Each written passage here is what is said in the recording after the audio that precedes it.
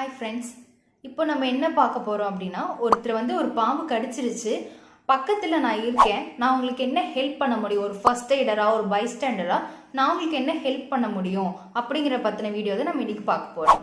இது ஃபர்ஸ்ட் எய்டில் உள்ள ஒரு சப்ஜெக்ட். ஸோ நம்ம சேனலை ஃபாலோ பண்ணிக்கோங்க. This is doctor Kavinya Saravanan. So first நம்ம வீடியோக்குள்ளே போயிடலாம். ஒரு பைஸ்டாண்டராக நம்ம பண்ண வேண்டிய விஷயம், அது பாய்சனஸா நான் பாய்சனஸ் ஸ்னேக்கா அப்படின்னு ஐடென்டிஃபை பண்ணுறது தான் நம்மளோட ப்ராசஸ். எப்படி கண்டுபிடிக்கலாம் அப்படின்னு வந்து பார்த்தீங்கன்னா, ஃபேங்ஸ்ன்னு சொல்லுவாங்க. அதாவது அந்த 2 பற்கள் மட்டும் ப்ராமினெண்ட்டாக இருக்கும். கடிச்ச இடத்துல அந்த 2 பற்கள் மட்டும் நல்லா ப்ராமினெண்ட்டாக தெரியும். அப்படி இருக்கும்போது அதை வந்து நம்ம பாய்சனஸ் ஸ்னேக்குன்னு நம்ம ஐடென்டிஃபை பண்ணலாம். மற்ற நான் பாய்சனஸ் ஸ்னேக், விஷம் இல்லாத பாம்புகளுக்கு அந்த பாம்பு சின்ன சின்ன மார்க்ஸ் தான் இருக்கும். டீத்தோட கம்ப்ளீட் யூ ஷேப்பில் உங்களுக்கு மார்க் தெரியுமே தவிர உங்களுக்கு 2 ப்ராமினெண்ட்டாக இருக்கிற ஒரு இது தெரியாது. ஸோ அடுத்து நீங்கள் என்ன பண்ணலான்னா, அவங்கள பேனிக்காக விடக்கூடாது, அவங்கள பயப்பட விடக்கூடாது.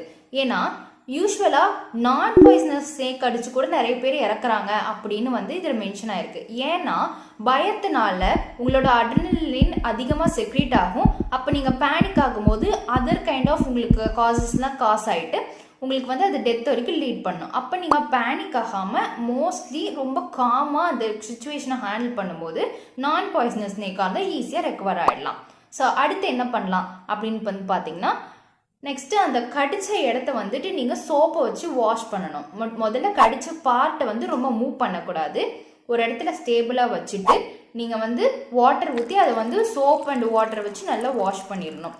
அடுத்து என்ன பண்ணலாம் அப்படின்னு வந்து பார்த்தீங்கன்னா, டானிக் வெட் அப்படின்னா ஒன்றும் இல்லை, ஒரு இறுக்கமான ஒரு கயிறை வந்துட்டு நம்ம கட்டுறோம். இப்போ இன்கேஸ் உங்களுக்கு கையில் இங்கே அடிபட்டு இங்கே கடிச்சிருக்கு அப்படின்னா நீங்கள் வந்து உங்கள் ஆர்ம்ஸில் வந்துட்டு ஒரு டானிக் வெட், ஒரு இறுக்கமான துணியை வந்து கட்டணும். இன்கேஸ் உங்கள் கால் பாதங்களில் கடிச்சிருந்ததுன்னா உங்கள் தொடைப்பகுதியில் வந்து கட்டணும்.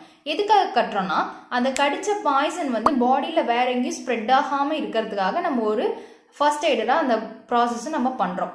இப்படி பண்ணும்போது என்ன பண்ணால், எவ்ரி 10 மினிட்ஸ்க்கு ஒரு வாட்டி ஒரு 10 நிமிஷத்துக்கும் நீங்கள் அந்த துணியை வந்துட்டு அப்பப்போ ரிலீஸ் பண்ணி விடணும். கொஞ்சம் கொஞ்சமாக ரிலீஸ் பண்ணணும். ஏன்னா நீங்கள் அப்படியே டைட்டாக கட்டியிருக்கீங்க, ஹாஸ்பிட்டலுக்கு ஒரு 1/2 hour ட்ராவல் இருக்குது அப்படிங்கும்போது அந்த ஹோல் டைமில் உங்களுக்கு நெக்ரோசிஸ், அதாவது அங்கே இருக்க அந்த ஃபுல் பார்ட்டுமே உங்களுக்கு செயலுக்கு ஆரம்பித்து டெத், அந்த பார்ட்டில் இருக்க செல் டெத் வந்து உங்களுக்கு நடக்கிறதுக்கு நிறைய சான்ஸ் இருக்குது, கண்டிப்பாக ஆகும். ஸோ நீங்கள் அந்த இடத்த வந்து நீங்கள் அந்த மாதிரி கொஞ்சம் ரொம்ப டைட்டாக பண்ணாமல் கொஞ்சம் நீங்கள் அப்பப்போ லூஸ் பண்ண ஒரு சர்க்குலேஷனுக்காக. ஸோ இந்த 3 இதையும் கண்டிப்பாக நீங்கள் ஃபாலோ பண்ணிடுங்க. ஸோ அடுத்து என்ன வந்து பார்த்தீங்கன்னா, இன்கேஸ்